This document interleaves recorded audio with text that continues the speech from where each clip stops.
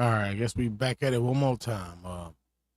Excuse me, I ran into a video from the grunge. If you haven't done so, I'll put it up right now so you can see the name of it. Grunge, Grunge. Make sure you hit the subscribe button like I just did. Thought I already done that. Probably not on this channel apparently. Um, Video was just released 5 hours ago, and they were. I mean, I didn't get a chance to watch it. As soon as I ended the last live was about Ronald McDonald's gay nephew. I had to talk about. I ran across this video, so now I'm going live to get it. The reason why I go live is because Streamlabs do not allow me to record in vertical format, but I can stream in vertical format and send it to Opus Clips. Shout out to Opus Clips. Not a plug, not a promo. Not getting paid for it. I can send it to Opus Clips, and they give me the clips that I need to upload where I need it to, how I need it, and they have captions.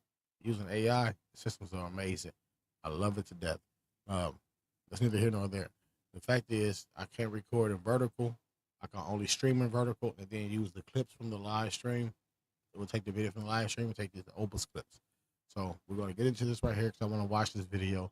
I didn't get the chance to see it, but when I read the title, I had to tune in. I had to.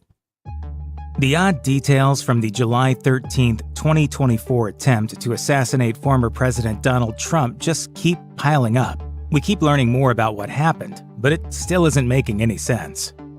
Attendees of the Butler, Pennsylvania rally where the shooting took place have told multiple news outlets that they could see the would-be assassin, Right. Thomas Matthew Crooks. And see, the thing is, like, that's supposed to be the footage of me afterwards.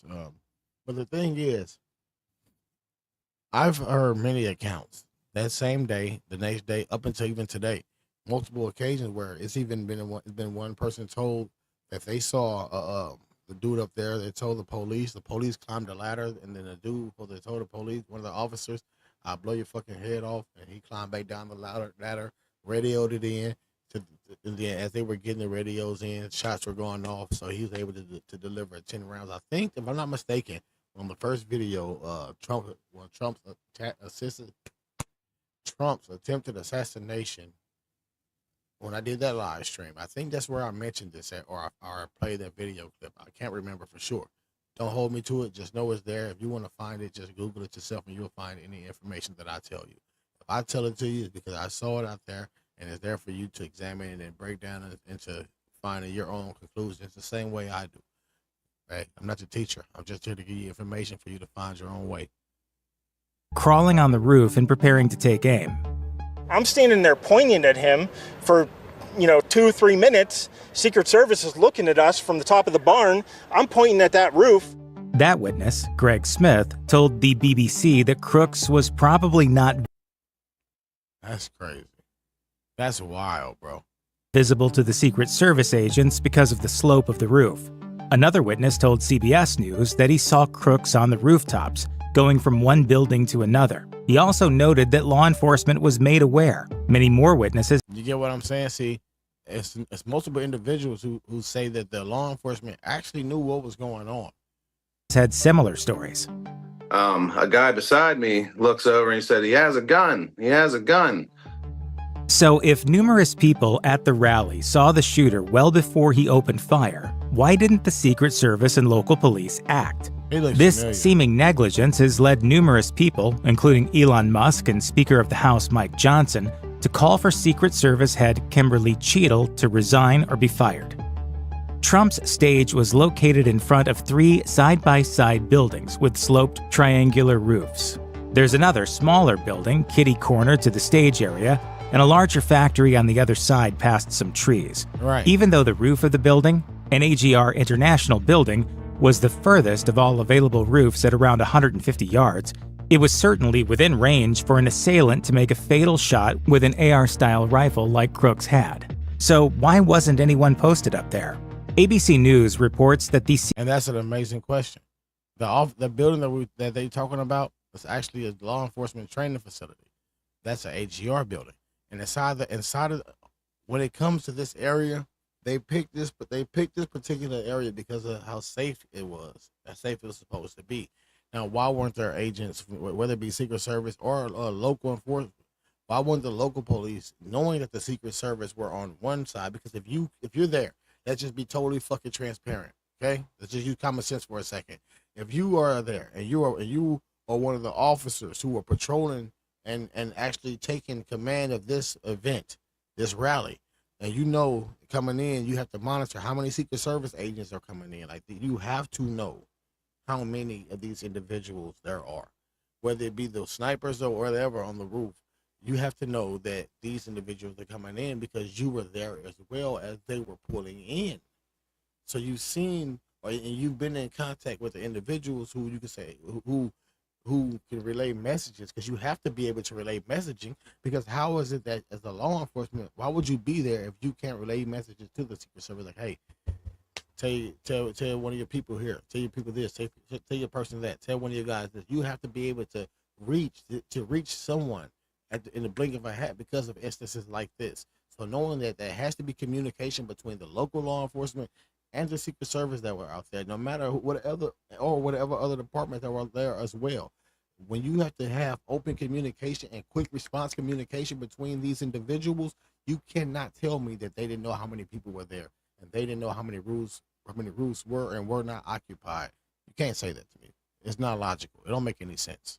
Secret Service is currently following this exact line of questioning. Crooks was wearing what's been described as gray camouflage while remaining as still as possible once he got in position. After Crooks fired several shots, the Secret Service counter-sniper team at the scene shot and killed him, but they were also quite a distance away from his position, on different rooftops. Where were the agents that seemingly should have been on the AGR building roof? As an unnamed former Secret Service agent told NBC News, someone should have been on the roof or securing the building so no one could get on the correct. roof. Do not pay somebody. That's 100% accurate. It should have always been there. There you go back to what I was just saying. You have to know how many people are occupying the spaces.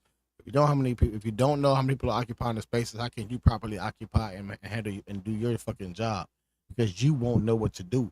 If in your mind you're going in with your superiors telling you that only way this makes sense if there's a breakdown in communication and a breakdown in power. If a person don't want to take word from another individual or share command with other individuals because of ego and pride, that's the only way. But I don't see that. I don't see that being the case in Butler County, Pennsylvania, for them to be such diehard Trump supporters. So like, I don't see that. I see them working close knit with the individuals who had to maintain his safety because they wanted who was up where. How many people were accounted for? How many people were unaccounted for? When it came to the agents, Secret Service or FBI, whatever it pertains to. According to officials, plenty of people agreed that the AGR building was a security threat. Yeah. What's much less clear is whose responsibility it was to secure it. Right. Sources told NBC News that although the Secret Service had identified the building as a potential problem, they had also told local police to take the responsibility for securing that particular building.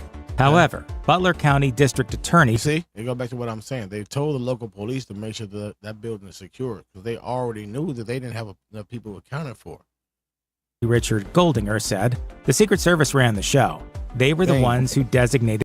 That's my whole point.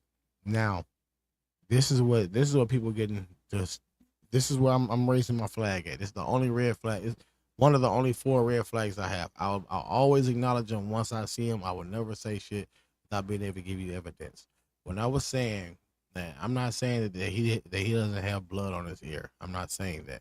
But what I'm saying is he was hit by shrapnel. He has a superficial wound, and with this superficial wound, he's been milking it to say that he's been shot. He was not shot. The reason you know he was not shot is because the area that you can see right here, where the mouse is, this area, it has a little graze there, a little graze. I figured that from angling. So seeing is that the person either just whistled right past his head, like he would have had to have whistled way past his head, so much so that he was barely able to get through, or he just escaped through tissue that didn't get harmed and that couldn't been escaped through. You get what I'm saying? This is an AR. This is a bullet coming straight to his fucking head. I'm not being funny. I'm not being an asshole. I'm not trying to say this in a mean way. If this was if this was a actual event like we know it to be, there should have been more damage. He is very, very lucky that he didn't get any more damage other than that.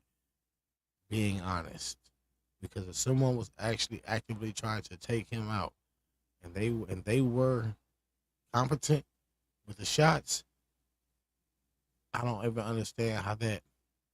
Because if you look at the direction, he was facing the shooter was facing this direction.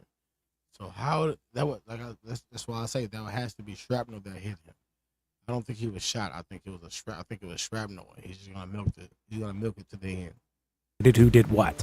To me, the whole thing is under the jurisdiction of the Secret Service. I would have expected that they would have had that building secured. Several days after the shooting, See, news outlets were... That goes back to what I just said about ego and pride. And I said that there's a breakdown. The breakdown would have to be within the different departments. I just said that less than 2 minutes ago. So with that being noted, that's one of the things that I discussed. He's explaining it. It's kind of get back to my whole point, man. This is crazy and this shit is wild. We're still not reporting any concrete answers as to how crooks got up on the roof or why the building hadn't been included in the Secret Service's secured perimeter. In an interview with ABC News, Secret Service Director Kimberly Cheadle acknowledged that there were a number of buildings in that outlying area that were similarly assigned to local law enforcement for security. But she also noted, the Secret Service is responsible for the protection of the former president. We know from Cheadle herself that the security of the nearby AGR building had been delegated to local police. The Secret Service director also offered an explanation as to why no one was on the roof, telling ABC News, that building in particular has a sloped roof at its highest point. And so there's a safety factor that would be considered there that we wouldn't want to put somebody up on a sloped roof. And so the decision was made to secure the building from inside. There have been reports from the BBC and other outlets that now let's make that make sense. This particular building has a sloped roof, and you felt for safety precautions that it was best to put people inside of the building so they can't monitor the roof, as opposed to put them on top. So seeing as that there are people inside, you telling me that no one heard the pitter patter of feet dangling and dapping on top, and then from the earlier witnesses that said they heard them jumping from building to building. You can't logically say that there's a person jumping from building to building without anyone hearing him hitting, him running, or the gun at some point touching. There is no way possible. So I don't know. Let's just get into what they're talking about. That there were 3 police snipers inside the AGR building. But a police spokesman told the New York Times that wasn't the case. They said that their officers were in an adjacent building. The Times reported that multiple local law enforcement agencies contended that their counter-snipers were positioned on the second floor of a different building and had been specifically instructed to watch the crowd, not to secure buildings. Likewise, several former Secret Service agents have also... That makes no sense, though. Why are you watching the crowd? Like, okay, so let's say, if you go back to the live stream where I did about the first video about the attempted assassination, you'll notice when I mentioned how the Secret Service are usually individuals who are Navy SEALs, they're FBI vets. They've been in the field. They've been in the line of danger for decades. They put in enough work and built in enough military understanding to be able to take on situations and command situations individually or collectively. We've already discussed that. We know that. So that goes back to my point now. How is this possible? Also stated that a sloped roof is not a factor that... You're telling me that these individuals didn't hear the footsteps. You're telling me that a sloped roof would have bothered them to lie there, knowing that you have to monitor every rooftop, not just window, but every rooftop, because of these things, because by it being a slope, you're giving a person a perfect angle to do what they want to do. If he would have got the first one off and he would have escaped, nobody would have ever known who he was. The fact that 10 shots went off, an individual lost their life, and that's crazy. Tired. But my point is, it's just really sad, man. And I think it's more than just pointing fingers. I think we need to figure this out. So this is part 1. Make sure you tune in tomorrow as we do part 2. It unconditionally rules out a building as a location for a sniper or other officers. Some have pointed out another nearby building with an even steeper sloped roof was occupied by Secret Service snipers at the